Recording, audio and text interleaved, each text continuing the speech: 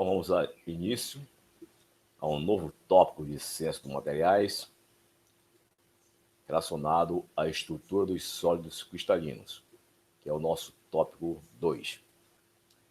E na estrutura dos sólidos cristalinos, vamos tratar das redes cristalinas, da estrutura cristalina dos metais, semicondutores e isolantes, estrutura cristalina das cerâmicas, dos halógenos, do carbono e concluir com a apresentação dos argilos minerais da bacia dos Solimões e Amazonas, aqui da nossa região.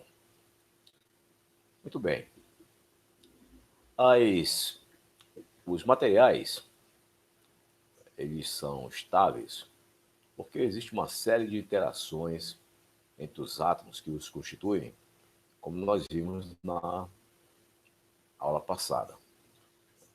E essas interações, elas têm mais ou menos uma forma como esta, onde eu estou colocando aqui a energia potencial, esse eixo, e aqui a distância interatômica. O R aqui representa a distância interatômica e o U, a energia potencial.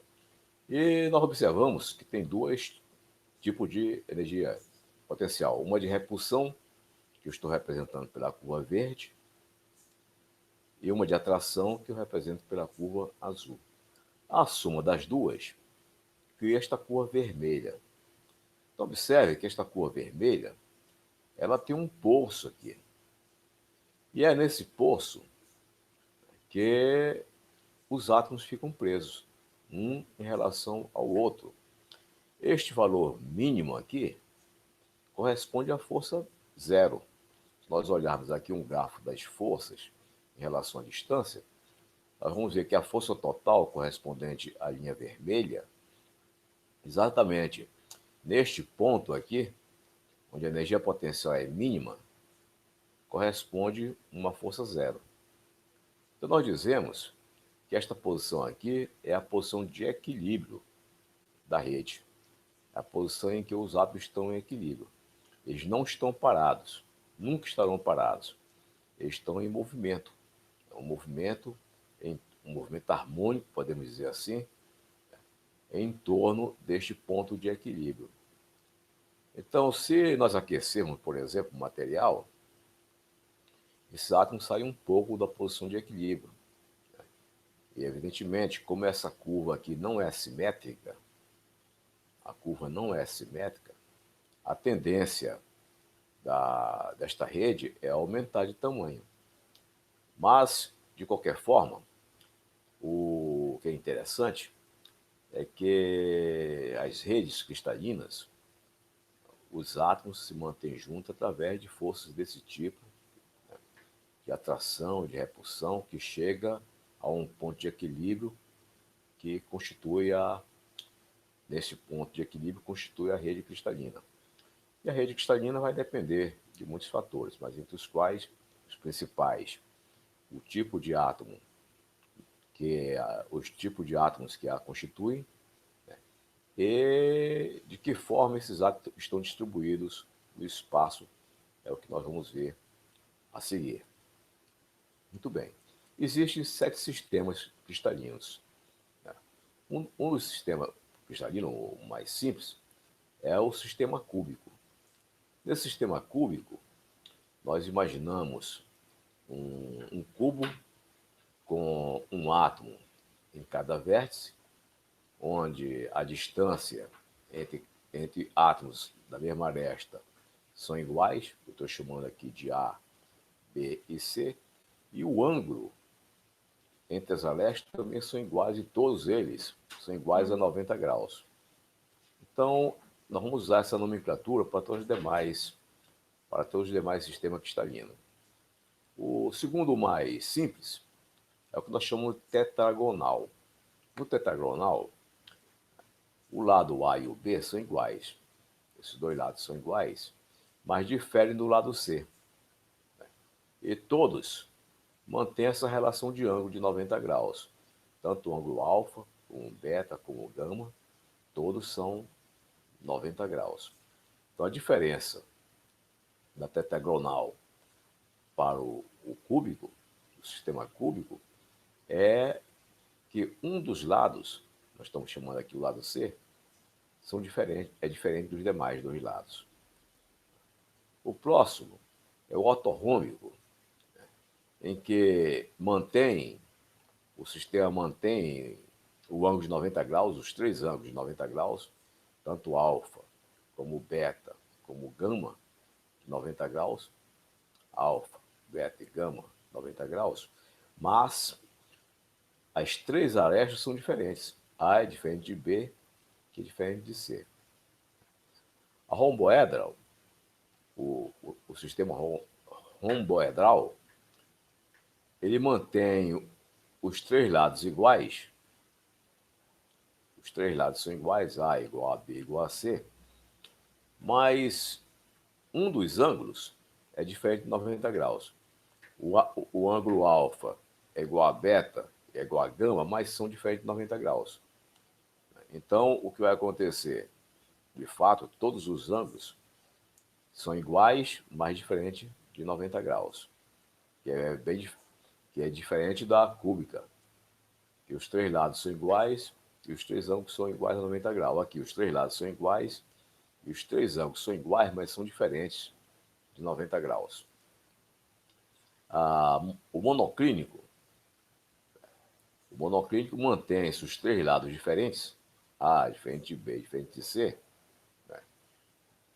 Dois ângulos alfa igual a beta igual a 90 graus, mas um deles é diferente. O gama é diferente de 90 graus. O gama é esse no plano aqui, é diferente de 90 graus. O triclínico, os três lados são diferentes um do outro, todos os três são diferentes um do outro, como aqui no ortorrômbico, mas a diferença do ortorrômbico é que os três ângulos são diferentes de 90 graus. E, finalmente, o hexagonal. O hexagonal, nós chamamos de hexagonal porque forma um hexágono aqui nessa base. Forma um hexágono com um átomo no centro. Mas podemos olhar apenas para esta figura aqui, que tem um paralelepípedo, forma um paralelepípedo, essa parte aqui da frente forma um paralelepípedo. Então eu posso chamar esse lado de A, esse lado de B e a vertical chamar de C. Então o A é igual a B, porque no hexágono esses dois raios são iguais, o A é igual a B, e diferente da altura do C. E nesse caso, tanto alfa como beta, os dois ângulos, alfa e beta, são iguais a 90 graus.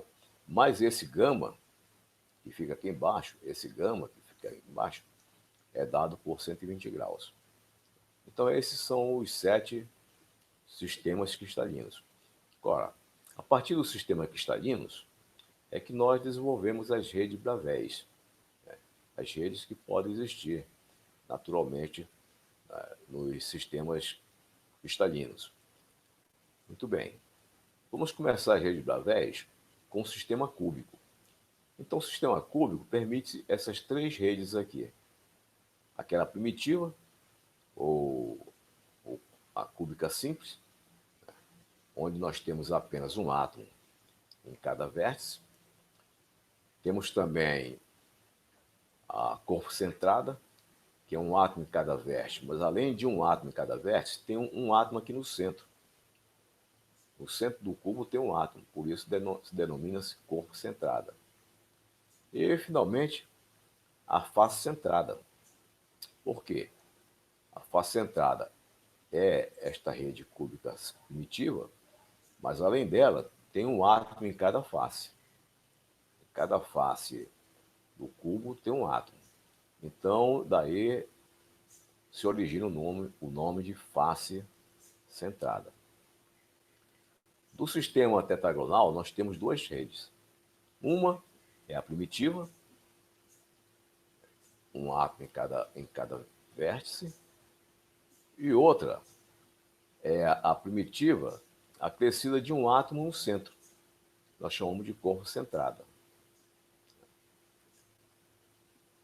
O sistema ortorrômbico apresenta essas quatro redes aqui. A primitiva, que deu origem ao nome do sistema. A próxima é a primitiva com um átomo no centro, nós chamamos de corpo centrada. A próxima é a primitiva com um átomo em cada face, que nós chamamos de face centrada. Tem a face do lado direito, a face do lado esquerdo, aqui em cima, aqui embaixo, lá atrás e aqui na frente. São 6 átomos que estão entrando aqui. Muito bem. E uma outra, que é a de base centrada, que é a primitiva, e apenas um átomo nas bases, na base superior e na base inferior. As próximas redes Bravais são o que vem do sistema monoclínico. Nós chamamos de rede monoclínica. Tem a primitiva, além da primitiva, tem a primitiva acrescida de um átomo em cada base, na base superior e na base inferior, que nós chamamos de base centrada. A hexagonal, porque é constituída por esses hexágonos. Aqui na parte superior tem 1, 2, 3, 4, 5, 6 lados, forma um hexágono com um átomo no centro. E para acompanhar a mesma nomenclatura que estamos usando nas outras redes, nós podemos pegar esse paralelepípedo aqui vermelho, e observar que esse paralelepípedo vermelho, esse ângulo aqui mantém 90 graus, que é o beta, o alfa também mantém 90 graus, e o gama, 120 graus.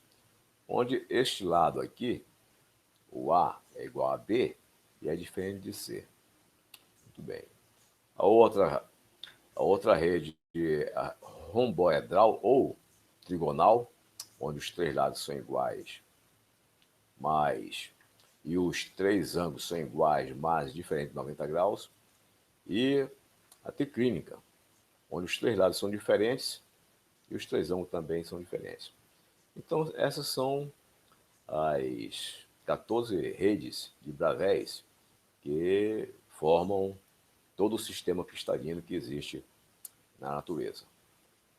Muito bem. Então, vamos ver a estrutura cristalina dos metais, semicondutores isolantes, e vamos tomar como exemplo a rede cúbica simples. Na rede cúbica simples, como já vimos, nós temos uma célula unitária em que em cada vértice do cubo nós temos um átomo. Eu estou chamando esse eixo de X, esse eixo aqui de Y e este eixo de Z. Eu estou chamando isso aqui vetor A, um vetor B e um vetor C. Embora eles tenham modos iguais, mas são vetores diferentes, porque esse aqui tem uma direção, um sentido, que é diferente dessa direção e sentido, e que é diferente desse aqui, embora os modos sejam iguais. Muito bem. O que ocorre é o seguinte, que a partir desses pontos laranjados, eu posso gerar todos os demais pontos no espaço. Basta eu dizer o seguinte, que qualquer ponto no espaço que represente um átomo, ele deve ser escrito desta maneira aqui, em termos desses vetores aqui, A, B e C, que formam uma base. Muito bem. Eu digo, então, que qualquer posição no espaço representativa de um átomo dessa rede é dada por um número inteiro, se L aqui é o número inteiro, vezes esse A, mais um número inteiro M vezes B, mais um número inteiro N vezes C. De maneira que, variando esses números inteiros, eu posso definir qualquer ponto da rede no espaço. E onde a distância na horizontal, por exemplo, seria o número inteiro vezes esse comprimento, a distância em y seria o número inteiro desse comprimento, a distância z seria o número inteiro desse comprimento.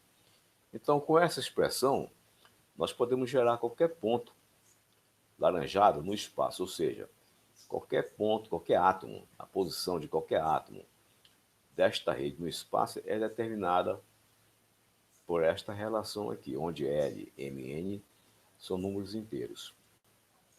Aqui, por exemplo, temos uma rede do NaCl, né, do cloreto de sódio, que é representada por isso aqui, esta rede cúbica simples. Se nós olharmos aqui, o verde forma uma rede cúbica simples, o azul também forma uma rede cúbica simples que estão intercalados.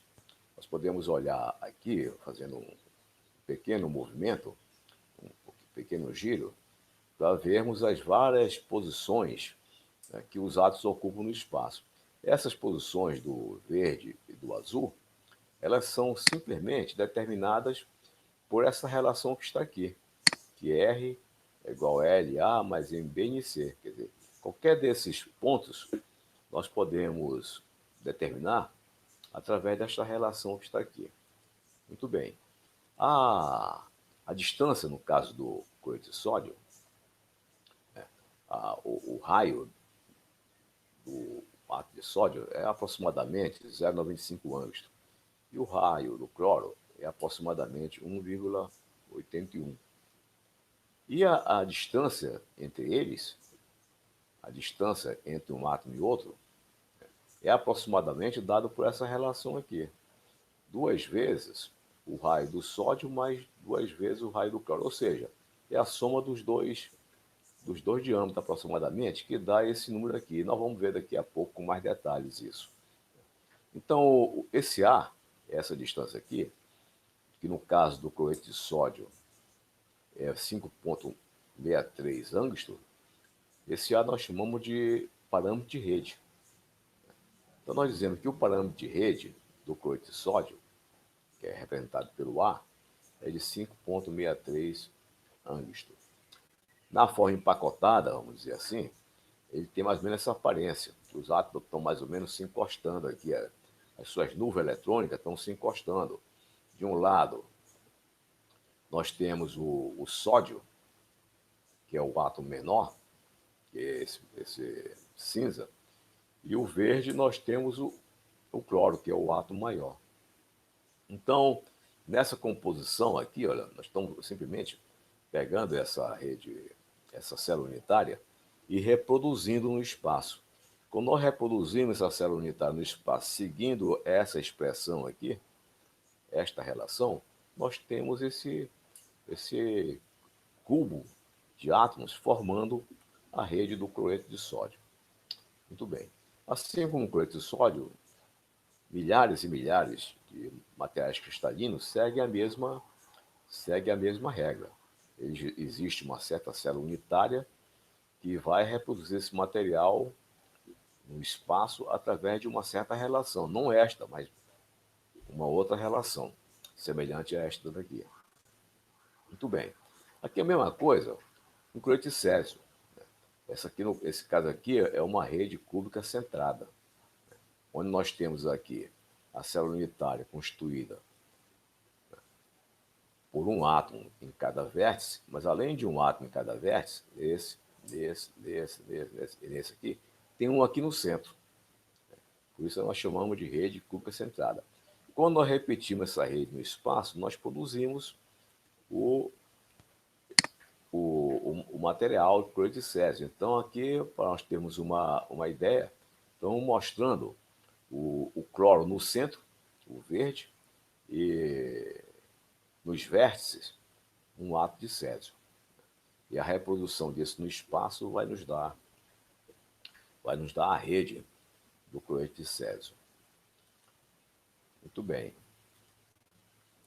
Eu vou mostrar agora aqui um vídeo rapidinho, como essa rede é construída, no caso do cloreto de sódio, a partir da replicação da célula unitária.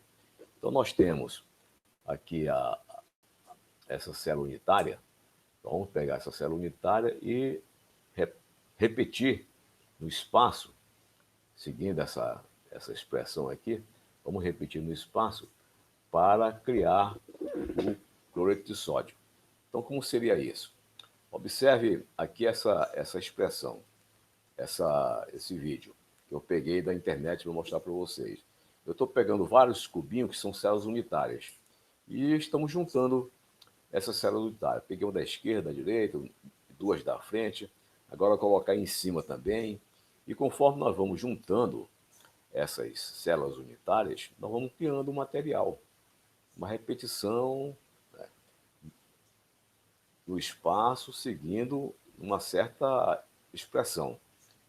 Então, essa aí seria um cubo de cloreto de sódio. Lá dentro nós já vemos que estão os átomos bem distribuídos, e aqui fora são as células que estão faltando ser complementadas. Muito bem. Então, a repetição da célula unitária no espaço, ela gera o que nós chamamos do cristal. Gera o corpo do cristal. Muito bem. Então, conhecendo isso, agora vamos fazer o seguinte. Nós vamos fazer, a partir do ponto de vista microscópico do material, vamos determinar uma propriedade macroscópica. Então, o que nós vamos fazer aqui? Vamos calcular o volume da célula unitária cúbica de face centrada. E depois nós vamos utilizar em outras aplicações. Então, se nós olharmos para cá, nós temos uma célula unitária cúbica, ela é cúbica, tem um átomo em cada vértice, mas além do átomo em cada vértice, nós temos também um átomo na face, em cada face. Então vamos olhar para essa primeira face que está aqui. Vamos olhar para esta primeira face que tem aqui. Eu tenho um átomo aqui, eu tenho um átomo aqui, outro átomo aqui, outro átomo aqui. E um no centro da face. Eu sei que na frente dessa face tem uma outra célula unitária se repetindo. Então esse átomo que está aqui, ele pertence a essa célula que nós estamos vendo e uma célula que está à frente dela. Pertence a duas células. Esse átomo daqui, na verdade, ele pertence, um oitavo dele pertence a essa célula. E o resto pertence a outras células que estão em volta desse ponto aqui. Então, na verdade, só um oitavo desse átomo pertence a essa célula. Porque um outro oitavo pertence à célula da esquerda, o outro oitavo pertence à célula de cima, um outro oitavo pertence à célula que fica aqui na frente, etc. E assim vai. Então, se vocês olharem com cuidado, vocês vão observar que a contribuição deste átomo para esta célula aqui é apenas um oitavo. Da mesma maneira este, a mesma maneira este, a mesma maneira este. Então, eu vou olhar para esta face que nós estamos enxergando aqui e vou fazer um corte nela. Esses átomos, embora eu esteja colocando bem menores aqui, ficando um vazio enorme entre eles, na verdade, a nuvem eletrônica se tocam. Isso aqui eu estou colocando pequeno apenas para nós podermos visualizar o cubo. Mas, na verdade, esses átomos têm um raio maior. Ele tem um raio maior, esse aqui também tem um raio maior, esse aqui um raio maior, de maneira que eles se tocam. As nuvens eletrônicas estão se tocando uma na outra. Então, eu vou representar aqui do lado esquerdo de forma mais apropriada. Então, esse átomo do lado, no centro aqui, por exemplo, eu dei um corte nessa face, a metade ficou para o lado de lá e a metade ficou para o lado de cá. Então, ficou esse corte aqui. Ó. Então, esse aqui é o átomo do centro dessa face. Esse daqui é o átomo que corresponde ao pedaço desse átomo aqui. Esse daqui também é um átomo que corresponde só a um oitavo desse aqui. Esse aqui corresponde a um oitavo desse, e esse aqui corresponde a um oitavo desse. Muito bem. Agora nós podemos observar o seguinte.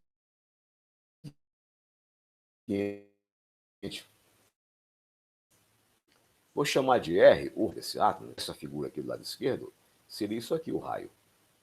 Que o diâmetro é tudo isso, então a metade seria o raio. Muito bem. E eu quero calcular o volume dessa célula unitária aqui. Eu quero calcular o volume dessa célula unitária a partir do raio atômico. A partir desse raio atômico. Então, dado da célula unitária, como é que nós fazemos? É uma questão apenas de geometria. Então, vou fazer o seguinte. Essa aresta, com essa aresta e essa diagonal aqui, formam um triângulo retângulo. Essa aresta, com essa aresta e essa diagonal que passa pelo centro aqui, ó, forma um triângulo retângulo. Então, eu tenho esse triângulo retângulo, cujo Um lado é A, outro lado é A, e a hipotenusa dele é 4 vezes R. Por que 4 vezes R? Porque aqui eu tenho, esse primeiro pedaço aqui é o raio, que é igual a esse daqui. É o raio do átomo. Aqui tem um R. Aqui tem outro R. Então são dois R's. Agora a parte do meio tem um diâmetro de um raio, que são dois R's. Então 2R desse diâmetro, desse átomo do centro. Com R daqui, 3R mais R daqui, vai dar os 4R. Então a hipotenusa tem 4 vezes o raio do átomo da célula. Né? E aqui vale A e aqui vale A. Muito bem. Então, como é que eu calculo agora? Eu pego esse triângulo, trago para cá, né, e vou achar quem é o A. Se eu achar quem é o A, o volume é A ao cubo. O volume que é A vezes A vezes A ao cubo. Então, acho, usando o teorema de Pitágoras, eu sei que A ao quadrado mais A ao quadrado é 4R ao quadrado, que é o teorema de Pitágoras. Daqui eu tiro o valor de A. Daqui eu tiro o valor de A. O volume é A ao cubo. Então, o volume é isso elevado ao cubo, ou seja, o volume é 16 raiz de 2R ao cubo. Então, neste caso aqui, uma célula unitária cúbica face centrada, né, o volume é dado por 16 vezes raiz de 2 vezes R ao cubo, onde o R é o raio do átomo que constitui aquela célula unitária. Muito bem. Então, nós sabemos agora determinar o volume de uma célula unitária a partir do raio do átomo que constitui. Esse raio, aqui nós podemos encontrar numa tabela periódica, ou no próprio livro-texto, que tem os raios atômicos de uma série de átomos, ou então tem tabelas periódicas específicas em que traz a informação do raio atômico também. É um número aproximado. Geralmente, em torno de em picômetro e com um erro de 5 picômetros aproximadamente. Muito bem. Então vamos ver agora o fator de empacotamento atômico da célula unitária CFC. O que nós fazemos aqui para a CFC, nós podemos fazer para as demais células. Então nós temos aqui um esquema da célula unitária. Aqui ela está compactada, os átomos estão tocando um no outro. Isso aqui é apenas um esquema. Tem esses vazios enormes, que não existem esses vazios, estão representando os átomos por pontos praticamente. E aqui nós estamos fazendo a célula empacotada em que os átomos estão em contato, as nuvens eletrônicas estão em contato uma com a outra. Como é que nós calculamos esse fator de empacotamento aqui? O fator de empacotamento ele é dado pela razão entre o volume total das esferas que estão aqui dentro, dividido pelo volume total da célula unitária. Muito bem. Então, eu tenho uma certa quantidade de células, de esferas aqui dentro. E, evidentemente, que existe vazio entre elas. Existe vazio entre elas. Isso aqui está vazio. Isso aqui está vazio. Aqui está vazio. Aqui está vazio. Então, essa relação nunca será 1. Por quê? Porque o volume total, somando o volume total das esferas que estão aqui dentro, né, ele sempre será menor do que o volume total da célula unitária, porque tem os vazios. Então, nós queremos saber quanto é essa relação. Para isso, o que nós precisamos determinar é quanto vale o VE, porque o VC nós já determinamos, que é o volume da célula unitária, para esse mesmo caso. Muito bem, então o que é o VE? O VE é dado pelo volume total das esferas. Agora eu preciso saber o seguinte, quantas esferas temos aqui dentro? Esse é o problema, quantas esferas temos aqui dentro? O volume de uma esfera eu sei quanto é. O volume de uma esfera é 4/3 de πr ao cubo. É o volume de uma esfera, por exemplo. O volume de uma esfera é 4/3 de πr ao cubo. Agora eu preciso saber, dentro dessa célula unitária, quantas esferas equivalentes existem aqui dentro. Então nós faremos o seguinte. Vamos olhar para cá e observar o seguinte. Por exemplo, esta esfera aqui, vamos olhar para esta face aqui. Esta esfera aqui, metade dela pertence a esta célula. A outra metade pertence à célula que fica na frente dela. Então ela só entra com a metade. Essa que está aqui também na face, só entra com a metade. A metade está para o lado de dentro da célula, a outra metade está para a célula do lado direito. Essa daqui também só entra com a metade do volume, que a metade desse volume está na célula que nós estamos estudando, e a outra metade fica na célula do lado esquerdo. E a mesma coisa acontece com esse átomo que está lá atrás, na face de trás. A metade dele está aqui para dentro, a outra metade está para o lado de fora. A mesma coisa acontece com esse. A metade desse átomo está para essa célula azul, e a outra metade está para cima. E esse aqui, a metade está para a célula azul e a outra metade está para baixo. Então, na verdade, cada átomo desse que está na face só contribui com a metade. Com a metade do seu volume. Muito bem. Então, se nós olharmos com cuidado isso aqui, então nós vamos ver o seguinte, que esses 6 átomos que estão na face são 6 faces. Cada átomo contribui com a metade. Portanto, a quantidade efetiva de esferas que vão ficar dentro desta célula azul é apenas a metade, 3. Nós temos 6 faces. Cada face tem um átomo, mas cada átomo desse só contribui com a metade. Então, nós pegamos 6 e dividimos por 2. Então, os 6 átomos da face contribuem apenas com 3 átomos efetivos para esta célula. Então, vamos guardar esse número. Nós temos 3 átomos efetivos que vieram dos átomos que estão na superfície da célula. Agora, além desses átomos que estão na superfície, nós temos também os átomos que estão nos vértices. Acontece que é o seguinte, cada vértice desse aqui, ele é compartilhado por 8 cubos. Cada vértice desse. Tem esse cubo, tem um cubo aqui na frente desse, tem o cubo do lado desse, tem um cubo na frente do cubo do lado, tem o cubo, a mesma coisa acima desse plano. De maneira que nós temos que esse átomo aqui, na verdade, ele está contribuindo, está sendo compartilhado com 8 cubos. Então, para este cubo só vem 1/8 deste átomo. Da mesma maneira, 1/8 deste, 1/8 deste, 1/8 deste, 1/8 deste e 1/8 desse. Como nós temos 8 vértices, e cada vértice o átomo contribui apenas com 1/8, então 8 vezes 1/8 dá 1. Quer dizer, os 8 vértices contribuem para esta célula apenas com um átomo. Então nós temos um átomo que veio da contribuição dos vértices e 3 átomos que vieram da contribuição das faces. Então 1 mais 3, 4. Então nós temos em cada célula unitária, efetivamente, 4 esferas. Então o volume total das esferas vai ser 4 vezes o volume de uma esfera, 4/3 πr ao cubo, que dá isso aqui. Muito bem. Então agora nós podemos calcular quem é o fator de empacotamento atômico, colocando o VE aqui e o VC aqui. Então nós temos VS, o VC, o VE vale isso, o VC vale isso. Fazendo as contas, R ao cubo com R ao cubo cancela e dá 0,74.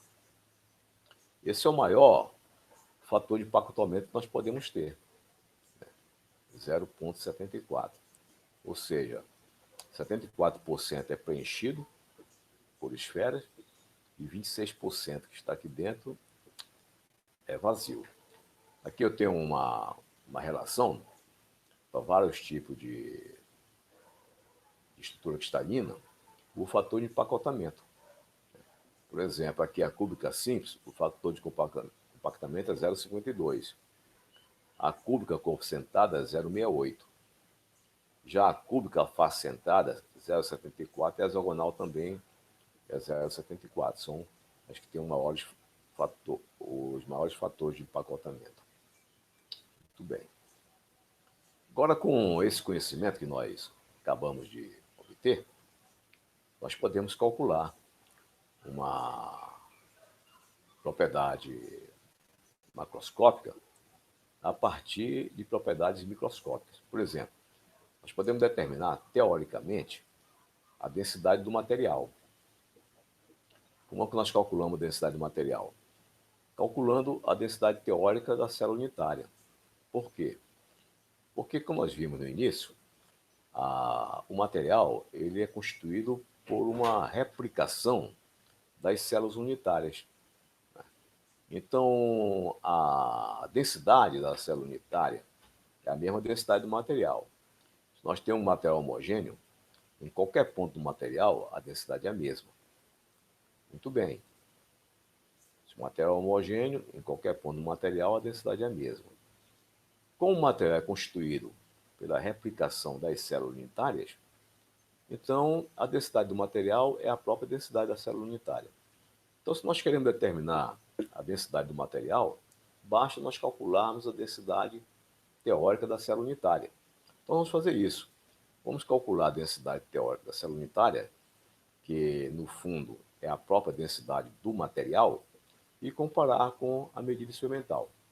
Eu vou colocar aqui algumas definições. Vou chamar N o número de átomos que existe em cada célula unitária. Número de átomos efetivos, tipo aquela conta que acabamos de fazer, que existe em cada célula unitária. O A, o peso atômico, VC, o volume da célula unitária, e NA, o número de Avogadro, que é esse número aqui, átomos por mol. Muito bem. Feito isso, a massa de um átomo ela é dada pela relação entre o peso atômico e o número de Avogadro. Nós aprendemos isso lá na química. A massa atômica é peso atômico dividido pelo número de Avogadro. Muito bem. Então, a massa total de uma célula unitária, o que seria? Se o número de átomos que tem na célula unitária é multiplicado pela massa de cada um. Então, se eu tenho Na constituindo a célula unitária, então a massa da célula unitária é o quê? O número de átomos que existe na célula unitária vezes a massa de cada um. Então, a massa de um átomo é dada por isso aqui, está aqui. O número de átomos associado a uma célula unitária é dado por N, está aqui. Então, N, número de átomos, vezes o peso de cada um, vai dar a massa total da célula unitária. Então, a massa total da célula unitária nós já conhecemos, que é dada por isso aqui. E o que é a densidade da célula unitária? É a massa total dividido pelo seu volume. Massa total da célula unitária dividido pelo volume da célula unitária. A massa total é dada por isso aqui. Então, eu coloquei aqui a massa total da célula. E o volume da célula unitária é isso aqui, que nós já determinamos antes. Então, nós temos que a densidade, que chamamos de ρ, vai ser Na VC vezes Na. A densidade da célula unitária é N, que é o número de átomos que existe na célula unitária, A, o peso atômico do átomo, VC, o volume da célula unitária, e Na, o número de Avogadro. Tudo isso aqui nós temos. Nós temos o N porque nós conhecemos qual é o material que nós estamos estudando. Nós temos o A, que é o peso atômico que nós olhamos na tabela periódica. VC, o volume, nós sabemos calcular. Esse volume já calculamos antes. E o Na é o número de Avogadro, que é dado por esse número aqui. Então, vamos pegar um exemplo, que eu destaquei aqui. Um exemplo para nós calcularmos a densidade teórica de um material. Vamos pegar como exemplo aqui o cobre. Então, nessa tabela periódica, ela inclui aqui o raio atômico. Ela está incluindo os raios atômicos. Então, aqui é o nome do elemento, aqui é o peso atômico, o símbolo, a massa média, e aqui, esse número que aparece aqui, é o raio atômico dele, em picômetro. Aqui tem uma precisão de mais ou menos 5 ou 6 picômetros, para cima ou para baixo. E aparece aqui, ó, no caso do cobre. Eu, em lugar de usar esse número, 132 picômetros, eu vou usar um dado mais preciso de uma tabela do livro-texto, do Calliston. O Calliston tem uma tabela que tem os dados mais precisos para uma série de raios atômicos, né, que depende da rede atômica. Esse número aqui, ele varia muito. depende na rede em que o átomo está disposto. Então, nós vamos fazer o seguinte, para fazer um cálculo mais preciso, em lugar de usar esse número aqui genérico dessa tabela periódica, eu vou usar esse número que tem nessa tabela do Calliston, né, que está um pouco mais preciso. Então, aqui nós temos vários materiais, metais, alumínio, cálcio, chumbo, etc., níquel, ouro, etc., com as suas respectivas redes cristalinas, e esta coluna dá os raios atômicos para vários materiais. Então, no caso aqui, o cobre é de face centrada, corpo face centrada. É o tipo de rede cristalina, porque está em inglês aqui, corpo face centrada. Muito bem. E o raio atômico dele é de 0,1278 nanômetro. O nanômetro é 10 a menos 9 metros, que está aqui. O nanômetro equivale a 10 a menos 9 metros. Então, nós vamos um raio atômico, este valor aqui, em nanômetro, que está no livro do Callisto. Nós podemos passar isso para Angstrom. Em Angstrom, 0,1278 nanômetro, que é 1,278 angstrom, ou 1,28 angstrom, arredondando. Então, vamos fazer o cálculo. Então, fazer esse exemplo, cálculo da densidade teórica do cobre, usando como raio atômico aquele raio que é dado do livro-texto. Como faremos isso? O que nós temos de dados? Nós temos como dado o raio atômico do cobre, que é 0,128 nanômetro, ou 1,28. Então, eu arredondei aqui. 1,278, eu peguei só 3 cargas decimais. Ficou 1,28, arredondado, angstrom. O peso atômico do cobre, a gente vai lá na tabela, o peso atômico do cobre é 63,5 gramas por mol. Peguei de onde? Na tabela periódica. Muito bem. Então, eu vou usar aquela expressão, né, da densidade teórica. Nós acabamos de obter aqui. Vou usar essa expressão aqui que eu estou chamando agora de densidade teórica. Eu chamo de densidade teórica por quê? Porque nós vamos comparar esse resultado aqui com a medida experimental. Muito bem. Então, vamos pegar. Isso aqui é o número de átomos que tem na célula. Aqui é o peso atômico, volume e número de Avogadro. Então, para a célula unitária, nós já vimos que esse número de átomos é 4. Para a célula unitária de face centrada, já vimos que é 4. E VC é dado por essa expressão aqui, onde o R é esse raio atômico aqui, que nós conhecemos. Então, veja, o N que aparece aqui, nós já sabemos que vale 4. Para esse caso dessa célula face centrada, o volume para essa célula é dado por isso aqui. E o raio, eu tenho, que eu peguei lá na tabela do livro do Calliston, que é dado por 1,28 angstrom. E eu vou substituir essas coisas nessa expressão aqui. Então, o valor teórico da densidade ficou N, peso atômico do cobre, dividido por VC. VC é isso, 16 raiz 2 R ao cubo, dividido por NA. Agora eu vou pegar esses dados e substituir. O A do cobre é isso aqui, o N vale 4, o R vale isso aqui, e NA é o número de Avogadro, é o conhecido número de Avogadro. Então, colocando esses números aqui, nós temos o quê? O N vale 4. 4, estou colocando aqui, átomos por célula unitária. O peso atômico, 63,5 gramas por mol. 63,5 gramas por mol. 16 raiz 2, R ao cubo. O R ao cubo, como é 1,28 angstrom, então é 1,28 vezes 10 a menos 8 centímetros. Isso tudo aqui é o raio que está em parênteses. Tudo que está em parênteses é o raio. Então, é elevado ao cubo, né, por célula unitária. Muito bem. E aqui é o número de Avogadro, que é átomos por mol. Quando a gente faz essa conta, 4 vezes 63,5 dividido por 16, dividido por raiz de 2, dividido por isso, e dividido por isso daqui, dá 8,89 cúbico. Então, esta aqui é a densidade teórica da célula unitária. Repetindo, como o material é homogêneo, o cobre é homogêneo, em qualquer ponto dele, a densidade é a mesma. Então, se nós conhecemos a densidade da célula unitária, essa densidade é a própria densidade do material, porque ela é a mesma em todos os pontos. Muito bem. Então, esta aqui nós podemos dizer que é a densidade teórica do cobre. Agora, vamos comparar essa densidade teórica do cobre com a medida real. Bom, a medida real dá isso aqui. É o valor experimental. Dá 8,94 gramas por centímetro cúbico.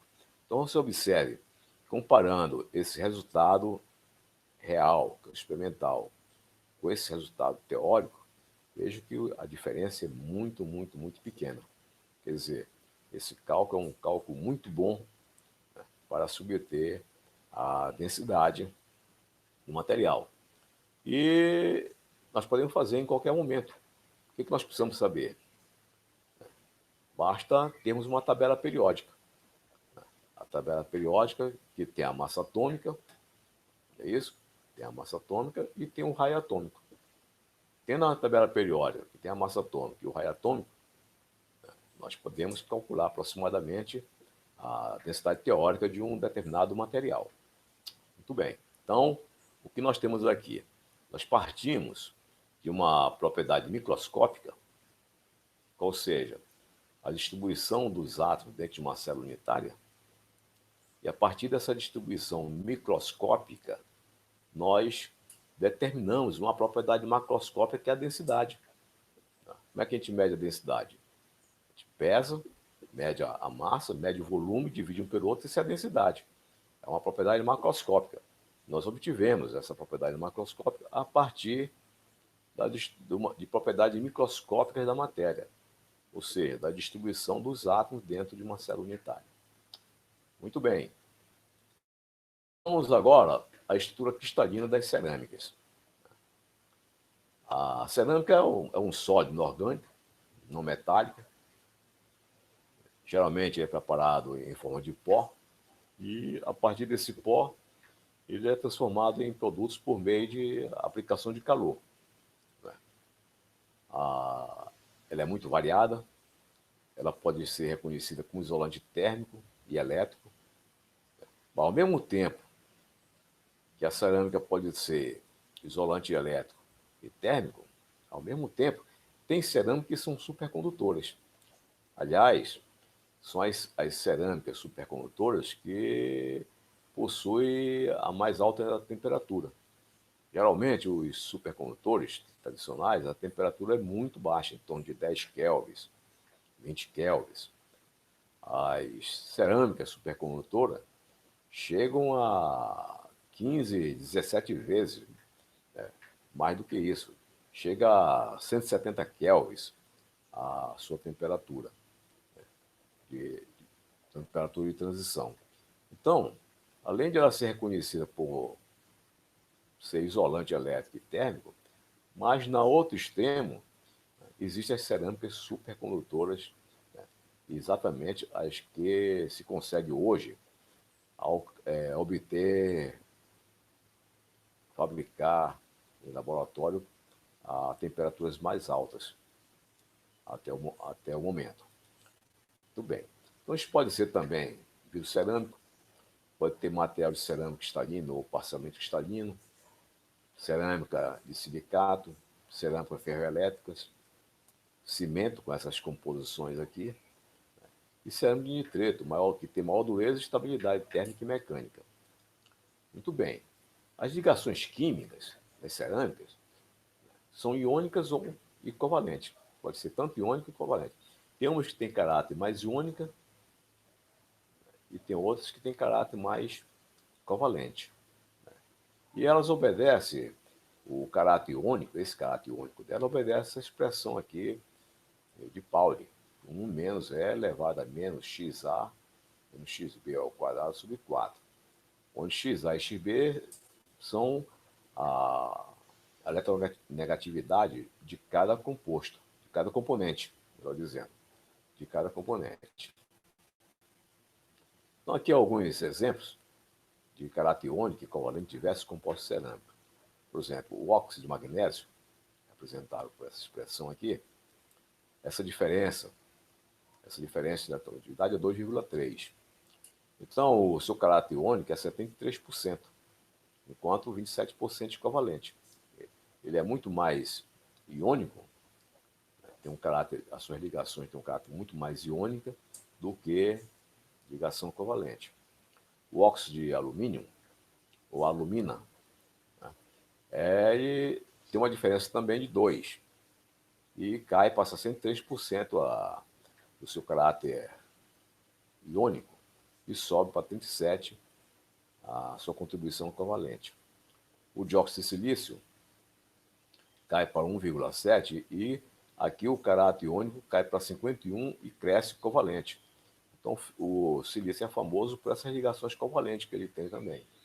O nitrito de silício caiu para 1,2 a eletronegatividade, a diferença de eletronegatividade, e aqui cresceu, o caráter covalente cresceu para 70% e caindo o iônico para 30%.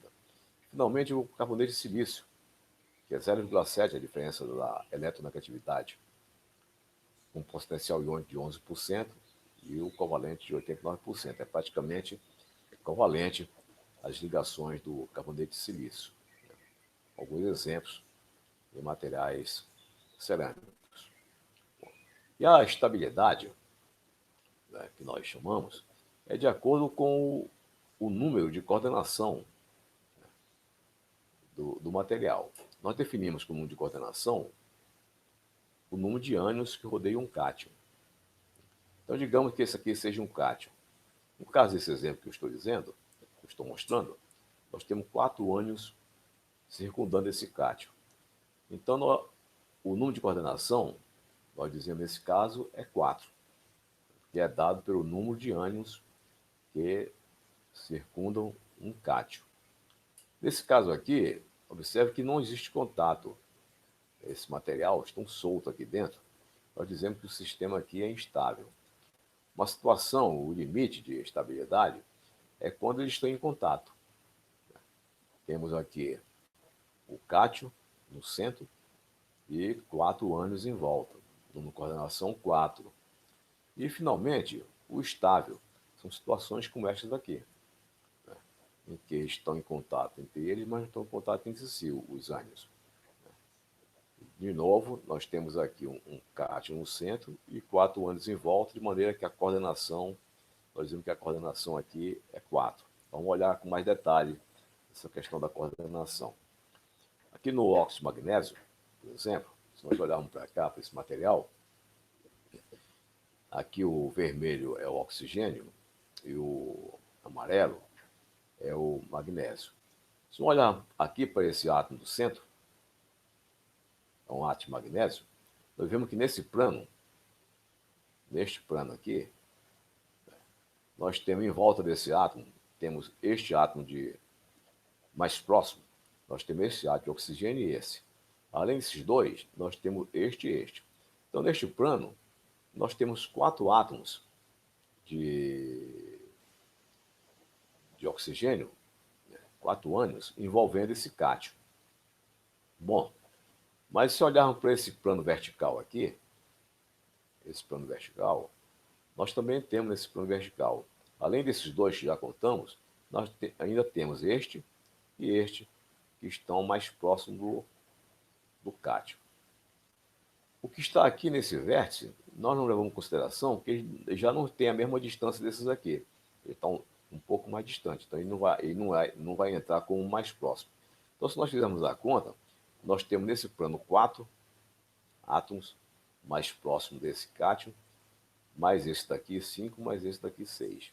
Nós podemos ver melhor essa coordenação fazendo essa figura. Eu estou ligando, por exemplo, esse ponto com esse, com esse, com esse, com esse. Estou ligando aqui. Ó. Esses 4 átomos aqui nesse plano, esses 4 átomos desse plano vermelho, São esses 4 que estão aqui. No centro eu tenho um amarelo, que é este aqui. Aqui em cima eu tenho este, e aqui embaixo eu tenho este. Então, esse sistema aqui forma uma célula octaédrica. Repare que tem 8 lados. Em cima tem 4 lados, embaixo tem 4 lados, formando 8 lados. É um octaedro. Então, nós temos aqui um octaedro, né, em cujos vértices tem um átomo de oxigênio e em cujo centro um átomo de magnésio. Em cada vértice tem um ânion e no centro um cátion. Se nós fizermos a conta aqui, nós vamos ter quantos átomos em torno desse cátion?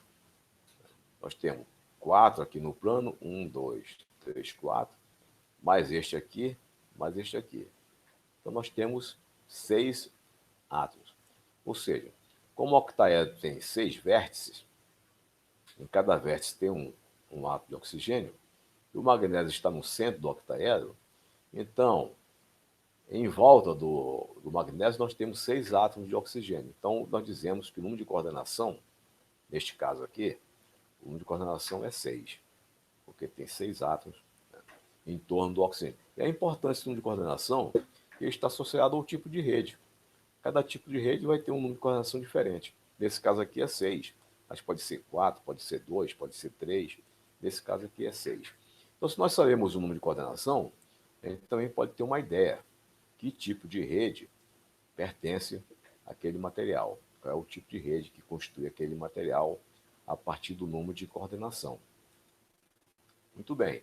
Então, aqui eu estou representando, né, a geometria de coordenação para várias situações. Por exemplo, aqui eu tenho o cátion aqui no centro, pequenininho, e em volta dele 2 ânions. Então, a coordenação aqui seria 2. Essa distribuição, eu tenho o cátion aqui no centro e 3 ânions circundando ele. Então, a coordenação é 3. Aqui, eu tenho um cátion lá no centro, pequenininho, né, e tenho, nesse plano aqui, eu tenho 3 átomos circulando ele. Agora, sobre esse plano eu tenho um átomo, e por baixo do plano eu tenho um outro átomo. Ou melhor, sobre esse plano eu tenho um átomo. Então, eu teria aqui 1, 2, 3, 4. Tenho 4, 1, 2, 3 e mais esse átomo que está em cima. Então, seria a coordenação 4. Neste caso aqui, eu tenho em volta dele 4 átomos. Mas além desses 4 átomos que estão em volta, tem um aqui em cima e tem um por baixo, pelo lado de baixo não está aparecendo. Então, 4 com mais um em cima, 5 e mais um de lá de baixo, 6. Coordenação 6. Aqui nós temos coordenação 8. 1, 2, 3, 4, 5, 6, 7, 8. É como se tivesse um cubo, o cátion no centro do cubo e em cada vértice do cubo um átomo. Então, temos coordenação 8. É interessante o seguinte, pode mostrar matematicamente que a razão entre os raios do cátion e do ânion, aqui é o cátion, esse aqui é o ânion. Se eu dividir o raio do cátion pelo raio do ânion, esse número, essa divisão, vai depender desse número de coordenação. Então, matematicamente, pode se mostrar o seguinte, quando essa relação entre o raio do cátion e o raio do ânion é menor que 0,15, nós dizemos que a coordenação é 2. Quando esse número está entre 0,15 e 0,22, 5, o número de coordenação é 3.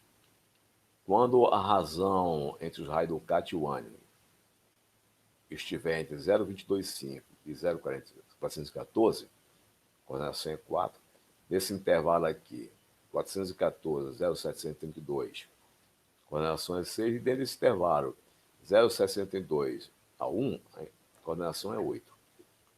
Então, se nós tivermos um material e determinarmos qual é a razão entre os raios, o raio do cátion e do ânion, nós olhamos para essa tabela E nós vamos ver mais ou menos onde é que se encaixa. Se encaixa nesse intervalo, se encaixa nesse ou nesse. Dependendo do intervalo em que se encaixa, nós vimos para cá e dizemos, olha, a coordenação é 4, a coordenação é 3, a coordenação é 8.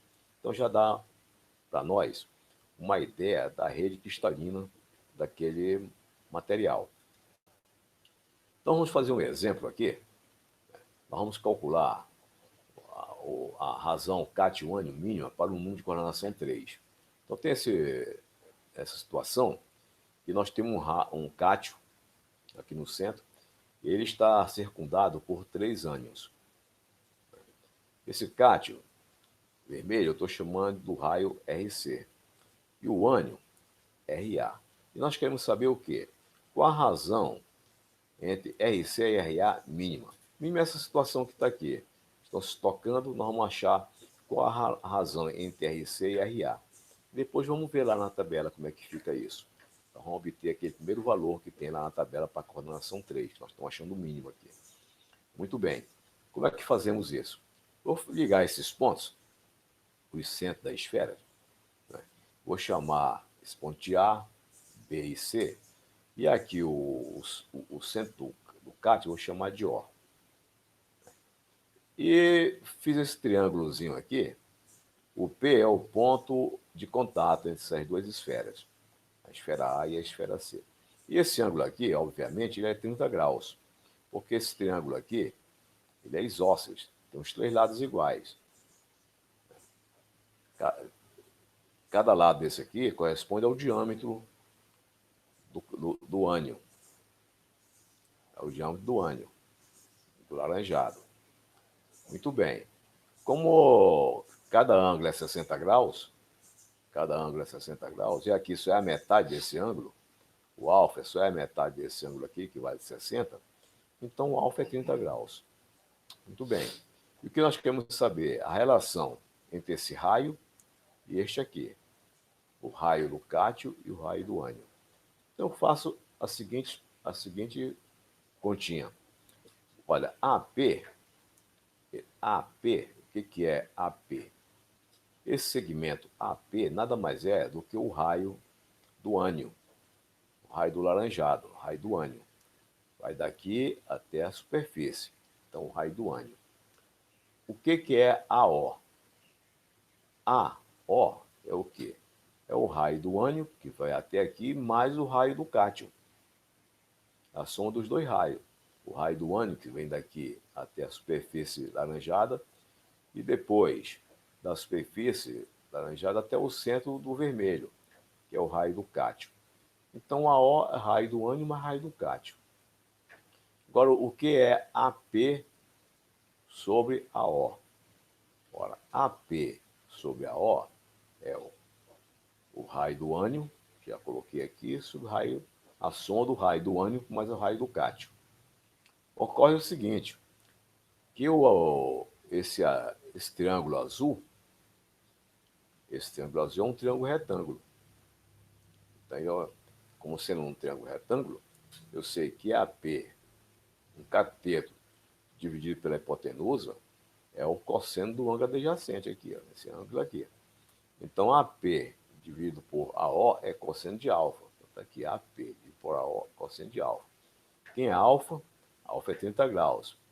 Então, AP sobre O é cosseno de 30, que é raiz 3 sobre 2. Muito bem. Agora eu sei, AP sobre AO é raiz 3 sobre 2. Mas AP sobre AO é isso aqui. Ó. Então, juntando isto com isto, nós vamos ter o quê? RA sobre RA mais RC, está aqui, é igual a raiz 3 sobre 2. Muito bem. Agora eu vou dividir aqui essa fração, tudo por RA. O numerador e o denominador eu vou dividir por RA. Quando eu divido o numerador por RA, fica 1 aqui. Quando eu divido o denominador por RA, aqui fica 1 e aqui vai ficar RC sobre RA, que é o que está aqui. Agora eu isolo essa fração. Eu vou isolar daqui. Quando eu isolo, vai ficar o seguinte. 1 menos raiz 3 sobre 2 sobre raiz 3 sobre 2. Faço essa conta, dá 0,155. Então, a razão mínima, cátion ânion, na coordenação 3, que nós temos três ânions em torno de um cátion, é 0,15. Então, se nós olharmos, voltarmos aqui para trás, 0,155. Voltarmos aqui para trás daquela relação, então assim foi obtido aqui, ó, a coordenação 3, o mínimo, é 0,155. Então, obtivemos exatamente. E, da mesma maneira, você pode fazer para todos esses números que estão aqui. Geometricamente, determinar todos esses valores. Então, é interessante saber isso, porque, conhecendo essa relação aqui, nós podemos saber em que intervalo se encontra daquela tabela e dizer se a coordenação é 2, é 3 ou 4, ou 6 ou 8. E o valor dessa coordenação está associado com o tipo de rede a qual aquele material pertence. Muito bem. Então, qual seria a estrutura cristalina, por exemplo? O que a gente espera do que seria a estrutura cristalina do óxido de magnésio, com base nos raios iônicos. Então, vamos pegar os raios iônicos dele, e a partir dos raios iônicos dele, a relação entre os raios iônicos, nós vamos dizer, vamos ter assim um feeling, um sentimento de qual seria a estrutura cristalina dele, mais próxima. Então, vamos fazer o seguinte, eu vou lá no livro texto, e eu pego na tabela, eu vejo qual é o raio do magnésio. Lá, olho, o raio do magnésio é 0,072. O raio aqui do magnésio é 0,072. E vejo o raio do oxigênio. O raio do oxigênio é 0,140. Divido um pelo outro. E obtenho esse número aqui. 0,514. Muito bem. Então, eu tenho aqui a relação entre o raio do cátion, de magnésio, e o raio do ânion, de oxigênio, 0,514. O que eu faço com esse número? Eu sei a relação entre o raio do cátion e o raio do ânion. O que eu faço? Eu vou aqui naquela tabela, eu observo que esse número está dentro desse intervalo aqui. Se ele está dentro desse intervalo, o que eu digo? Se ele está dentro desse intervalo, então a coordenação está nessa faixa aqui. Se está nesse intervalo, a coordenação é nessa faixa, eu posso dizer o seguinte. A razão entre o raio do cátion e do ânion está entre isso e isso. Portanto, a coordenação é 6. Então, nós temos uma ideia que dentro da estrutura cristalina do óxido de magnésio é dessa forma aqui. Nós temos aqui um plano em que tem quatro átomos de oxigênio. No centro tem um átomo de magnésio. Agora, aqui em cima, aqui já tem 4 átomos de oxigênio. Agora, aqui em cima tem mais um átomo de oxigênio, 5, e lá de baixo deve ter mais um, formando o sexto. Então, essa é a forma de empacotamento que existe para o óxido de magnésio. Então, esse é um cálculo simples, mas instrutivo. Ele nos dá uma ideia da distribuição dos átomos de óxido de magnésio na rede cristalina. Se desse esse número, seria 4. Se desse esse número, seria 3. Se desse esse intervalo, seria 1, sucessivamente. Muito bem. Agora vejamos a estrutura cristalina desse tipo AX. O A, nesse caso aqui, o A é um cátion, o X é um ânion, de forma genérica. Um dos casos, por exemplo, é essa estrutura do salgema, que é bem representada pela estrutura do cloreto de sódio. O cloreto de sódio tem essa estrutura, mas assim como ele, um número enorme de materiais tem essa mesma estrutura, mudando apenas o tipo de material, mudando apenas o raio-x. Aqui o A é o sódio, o X é o cloro, mas tem outros materiais que o A é outro átomo e o X é outro átomo. Mas é muito comum essa estrutura que nós conhecemos como estrutura do salgema. Uma outra estrutura é a estrutura do cloreto de césio,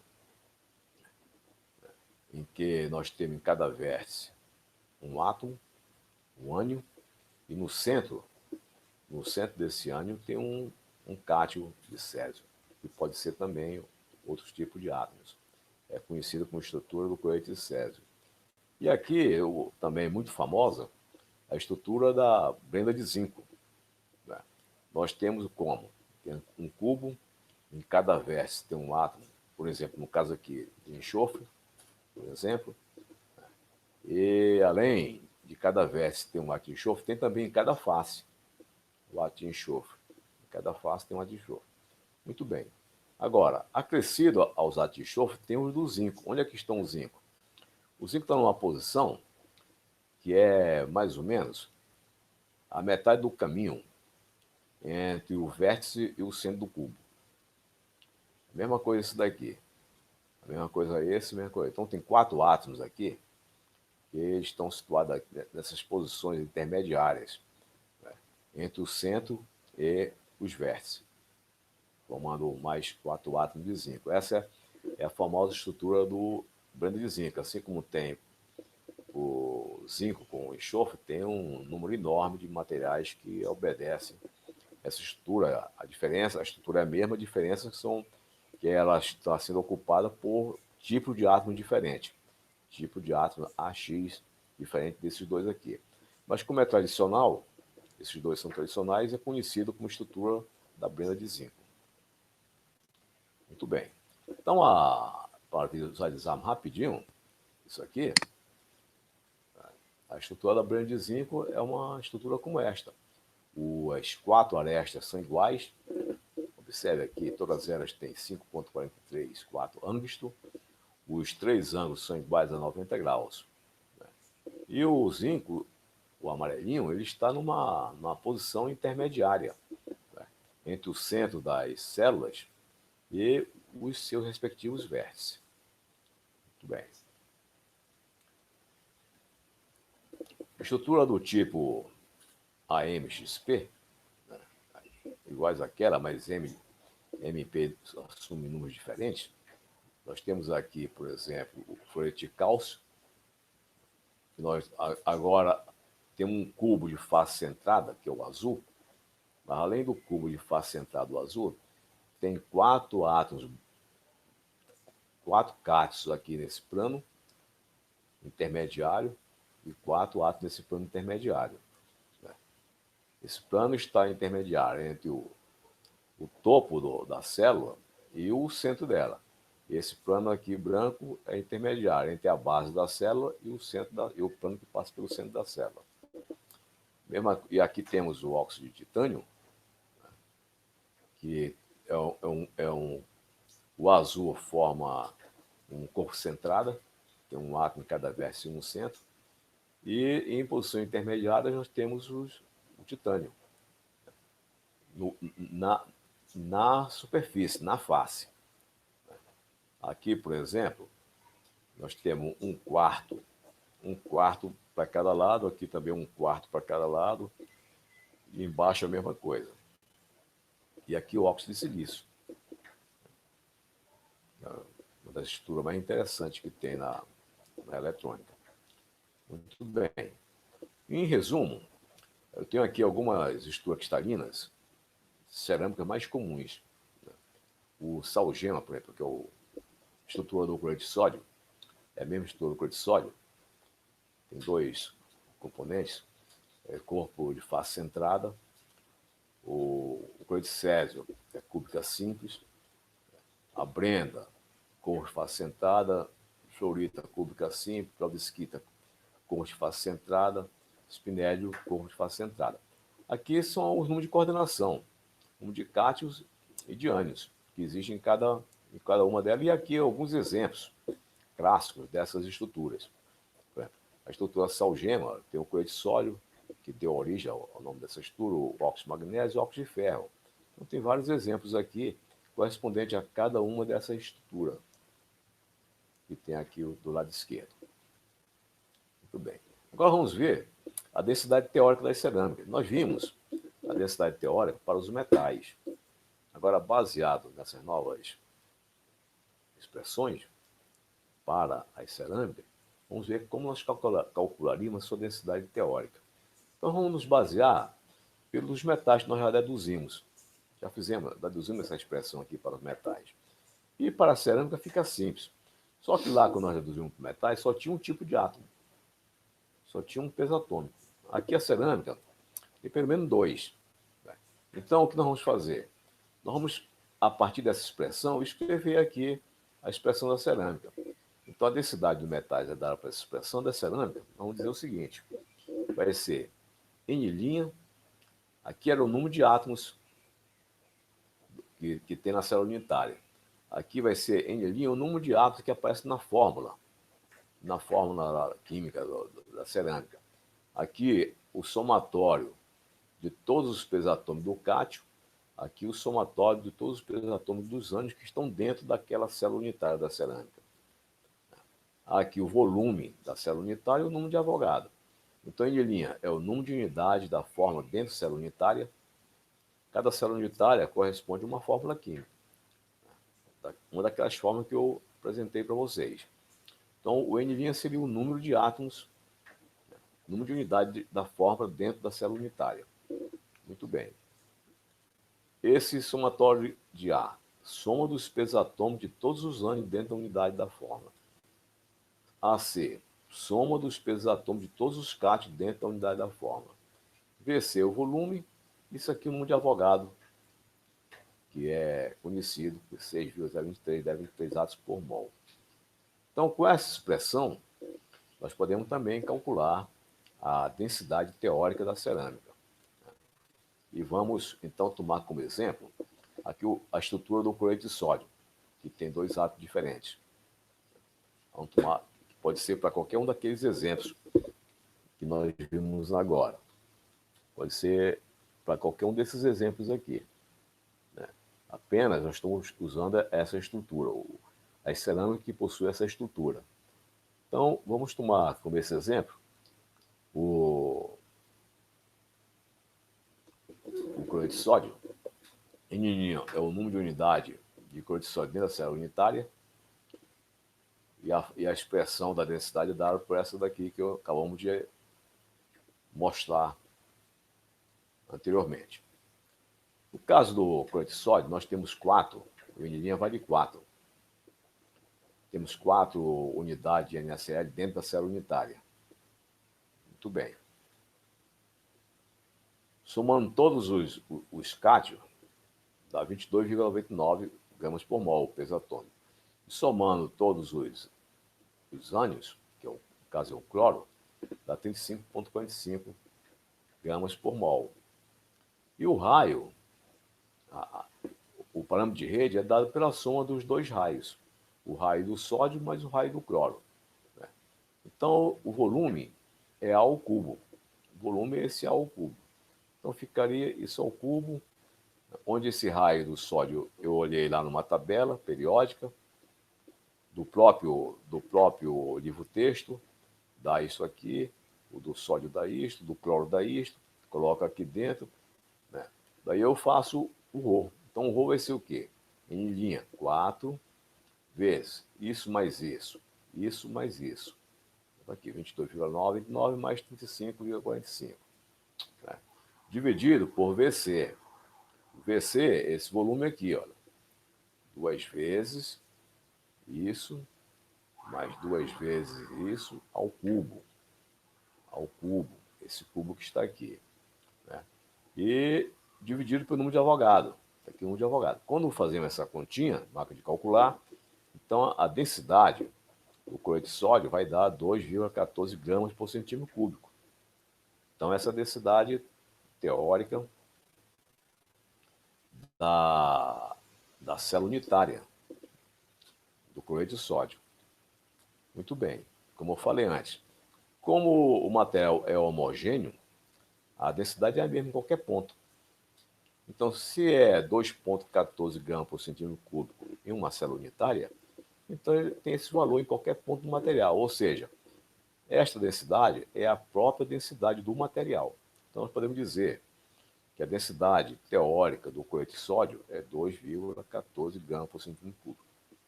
E quanto seria a experimental? Experimental, o medido dá 2,16 gramas por centímetro cúbico. Então, observe a precisão deste cálculo. E é interessante, nós estamos fazendo um cálculo simples, né, obtendo uma grandeza macroscópica, que é a densidade do material. Como é que a gente mede a densidade do material? A gente mede a massa, mede o volume, divide um pelo outro. Uma grandeza macroscópica. Nós estamos obtendo essa grandeza macroscópica com uma precisão fantástica, né, em termos de propriedades microscópicas, ou seja, a distribuição dos átomos dentro da célula unitária. Né? Muito bem. Então, com isso, né, nós conseguimos, usando cálculo apenas álgebra, cálculos bem simples, determinar a densidade de um material. Fizemos para esse caso aqui, mas serve para outros casos que nós podemos determinar usando o mesmo procedimento. Muito bem. A cerâmica à base de silicato, elas formam esse tetraedro de silício, né, com 4 negativo aqui. Então, a razão, nós temos na base de silicato o silício, que é esse verde, e o oxigênio, que é o vermelho, que é um raio bem maior. Né? E eles formam uma estrutura assim, uma estrutura, né, em que nós temos aqui no centro tem um silício, em volta dele tem esses vermelhos aí que são os oxigênios. Aqui é a ligação, como nós vimos anteriormente, meio a meio, 50% é iônica e 50% é covalente. Uma forma esquemática melhor de visualizar, nós fazemos assim. Nós pegamos esse átomo, fazemos pequenininho, colocamos no vértice desse vértice, esse outro átomo, colocamos esse vértice, esse aqui colocamos esse vértice e esse nesse vértice. Então nós temos aqui, olha, nós temos aqui um tetraedro. Temos um tetraedro, tem 4 lados, 1, 2, 3, 4. No vértice, em cada vértice nós temos um átomo de oxigênio e no centro um átomo de silício. Por que eu sei que é um tetraedro? Por causa dessa relação aqui. Por essa relação. Quando dividimos, numa tabela, pegamos qual é o raio do silício, 4 mais. Muito bem. E dividindo pelo raio do oxigênio, 2 menos, dá esse número. Daí vamos naquela tabela, né, lá do número de coordenação, e vemos em que intervalo ficou. Então, ele ficou no intervalo que corresponde à distribuição tetraédrica. Então, se é tetraédrica, é dessa forma que está aqui. Ou, escrevendo de outra maneira, desta forma que está aqui. Então, obtivemos essa distribuição a partir da relação entre o raio do cátio e o raio do ânion, que é 0,29, para a cerâmica à base de silicato. Existem vários exemplos, né? Aqui, por exemplo, eu tenho um tetraedro, que é o SiO4 negativo. Aqui forma um tetraédrico, aqui, olha, forma um tetraédrico, e aqui está formando outro. Aqui embaixo está formando outro. Então, assim vai. São várias formas de estrutura de cerâmica com estrutura de silicato, né, com a composição da junção de vários tetraedros interligados um com o outro. Muito bem. Os halotos de carbono são materiais que são originados do carbono. Aqui estou dando um exemplo. O diamante, embora todos eles sejam constituídos apenas de carbono, mas eles têm propriedades físicas, químicas, totalmente diferentes. Aqui, por exemplo, nós temos o diamante, que é uma estrutura tetraédrica também, o diamante. E as ligações do diamante são covalentes. Todos são átomos de carbono. Átomos de carbono, ligações covalentes. Ligações covalentes são ligações fortes. Ao lado aqui, nós temos o grafite. O grafite ele é constituído de camadas em que os átomos são distribuídos em forma hexagonal. Em cada plano deste, os átomos de carbono, né, também estão ligados entre si por ligações covalentes, que são ligações fortes. em cada plano. Então, nesse plano, todos os átomos são ligados por ligações covalentes. Nesse plano, todos os átomos são ligados por ligações covalentes. E nesse plano também, todos os átomos são ligados por ligações covalentes. Entretanto, a ligação entre um plano e outro, no grafite, são forças de ligações muito fracas. Tão fracas que o grafite ele pode desfolhar quando a gente passa numa folha de papel. O que é desfolhar? Essas camadas vão saindo e ficando no papel. Muito bem. E um plano desse isolado, como se isola, por exemplo, mecanicamente, um plano este plano aqui, ele forma um material novo chamado grafeno. Grafeno. Existe uma diferença muito grande entre esse material e o próprio grafite. Aqui dentro, quando está aqui dentro, ele faz parte do grafite, mas quando tira esse plano, ele forma um grafeno. E o grafeno, ele tem propriedades tanto elétricas como mecânicas muito diferenciadas. Como mecânica, por exemplo, ele é o material mais resistente que existe no mundo. A sua resistência à tração é de mais de 100 gigapascal. Para você ter uma ideia, o do aço é 2,5 gigapascal. Então é muito, muito, muito mais forte do que o aço. Tem propriedades interessantes eletrônicas, como, por exemplo, os elétrons dentro do grafeno, eles têm um comportamento absolutamente diferente do que em qualquer outro material. Então, no grafeno, os elétrons caminham, eles percorrem o grafeno como se ele não tivesse massa, como se a massa fosse zero. E, de fato, efetivamente, a massa é zero. Então, os elétrons no grafeno, eles se comportam como os fótons. Né? Eles têm o mesmo comportamento do fóton. Então, é algo extremamente novo, diferente. As propriedades elétricas e propriedades mecânicas totalmente diferentes do seu corpo original, que era o grafite. E diferente de qualquer outro material. Esse grafeno, essa folha aqui de grafeno, nós podemos enrolar. Ela pode enrolar e formar nanotubos, como estão aqui. Ó. Nanotubos com propriedades novas, interessantes, tão interessantes quanto a do grafeno. Tem esse nanotubo simples, mas pode também formar nanotubos em múltiplas camadas de nanotubos. E também é possível juntar esses átomos de carbono, né, e formar essas esferas aqui que chamam de fullereno. Então são várias formas diferentes em que geometrias diferentes que o carbono se apresenta. E em cada geometria, as suas propriedades mecânicas, ópticas e elétricas são absolutamente diferentes uma da outra. Muito bem, então esse é um dos materiais que nós podemos dizer, materiais do século XXI, que estão surgindo nas primeiras décadas deste século. Os agentes minerais da bacia do Rio Solimões e Amazonas têm sido estudados por vários grupos de pesquisa aqui na nossa região. Ela é constituída principalmente, esses agentes minerais são constituídos principalmente por caulinita, eilita, montimorolonita, quinocloro, cefiolita, fluorita, vermiculita e interstratificado ilita esmequititas.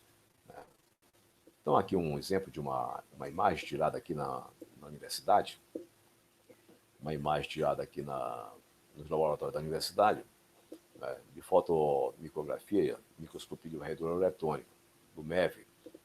Observa-se caulinita, o K aqui é de caulinita, esse aí de ilita, e aqui é esmequitita, desses nossos ativos minerais. Bom, a estrutura um exemplo, vou tocar como exemplo, a estrutura montimolida, que são bastante complexas. Elas são bem mais complexas, muito mais complexas do que os metais, os semicondutores, etc. Veja, observe aqui, é uma estrutura da montimolita que se repete no espaço. Isso tudo aqui se repete no espaço. Então tem essa camada superior aqui e tem essa camada inferior aqui. Observe que essa camada inferior, olhando para ela, que é mais simples, ela é constituída por tetaedros. Né? São tetaedros em que no vértice de cada tetaedro,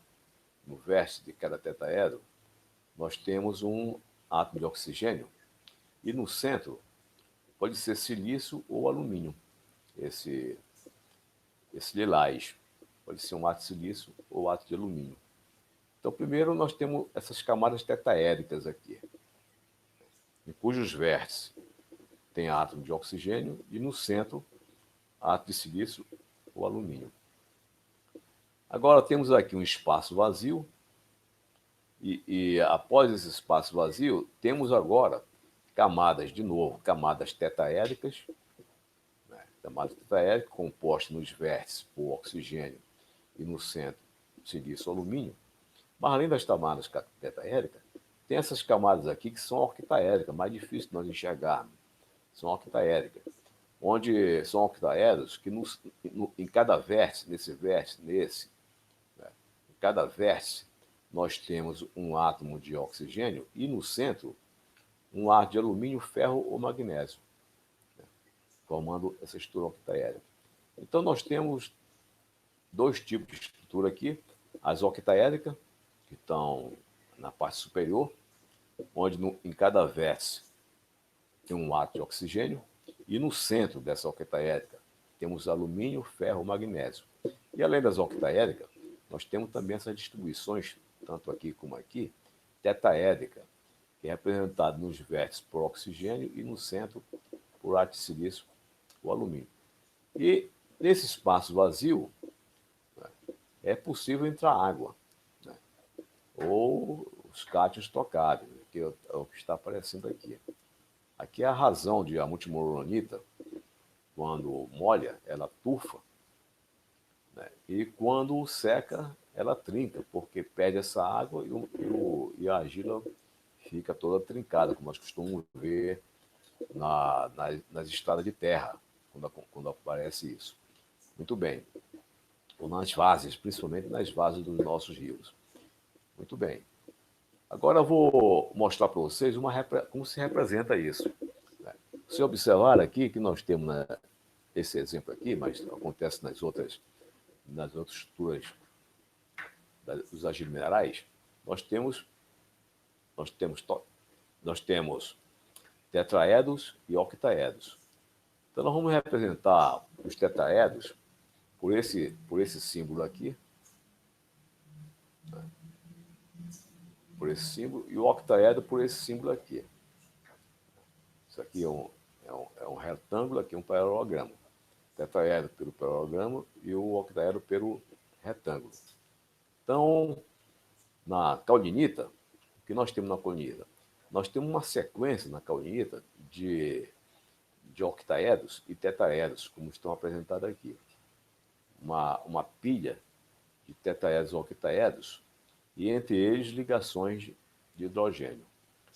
Na ilita, nós temos essa pilha aqui, em que temos o tetraedro, o octaedro, depois tetraedro. Em seguida, temos potássio na ilita, íons de potássio. Depois, outra repetição, o tetraedro, octaedro, tetraedro, potássio, depois tetraedro, octaedro, e assim vai. Então, essa repetição no espaço de tetraedros e octaedros e potássio, né, essa repetição gera o agente mineral chamado ilita, que existe na nossa região. E, finalmente, o que nós acabamos de ver anteriormente é a multimorronita. O que tem a multimorronita? Nós temos uma camada tetraedros, depois octaedro, outra tetraedro. É um vazio onde penetra a água. Aí repete de novo essa camada, tetraedro, octaedro, água, etc. E tal. Essa pilha aqui, se repetindo, forma o agente mineral multimorronita. Então, nós podemos escrever, em lugar de fazer aqueles desenhos complexos, nós podemos representar os agentes minerais através dessa nomenclatura aqui, que dá a ideia de como ocorre a superposição dos tetraedros e dos octaedros nesses agentes minerais. Um uma das medidas da mineralogia, de acordo com a difração de raio-x, nós apresentamos aqui duas amostras. Essa amostra da esquerda é a formação Issá, e essa amostra da direita é a formação Solimões. Você observe, são bem diferentes. A formação Issá da formação Solimões, que mostra a riqueza dos nossos solos. Então aqui, por exemplo, nós temos, apresentando desse lado, nós temos aqui um pico da caulinita, da difração de raio-x. Esse aqui é a caulinita, esse aqui é da ilita, né? Isso aqui é quartzo. São esses três componentes mais representativos, né, dessa formação Issá. Aqui na formação Solimões, nós temos aqui caulinita, né, tem montimoronita, caulinita, montimoronita, o quartzo, né, o clinocloro e também a ilita. Então, é um pouco mais diversificada do que a do Issá.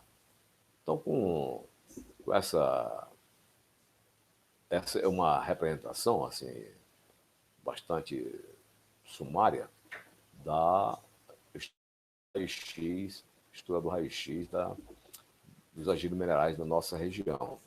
Em resumo, a análise química, elas apresentam o seguinte: a formações, nós temos aqui a unidade litoestratigráfica, formação Issá e formação Solimões. Os agentes minerais, formação Issá, predomina ilita e caulinita. E a formação Solimões, caulinita, ilita, montimoronita, etc. Os compostos químicos mais presentes têm silício, a alumina, o óxido de ferro e o óxido de potássio. E nessas proporções estão aqui.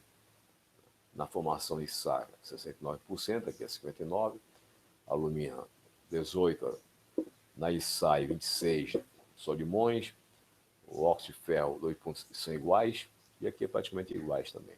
Então, com isso, nós encerramos a estrutura dos sólidos cristalinos, e na próxima aula continuaremos, né, com o tópico número 3. Até lá!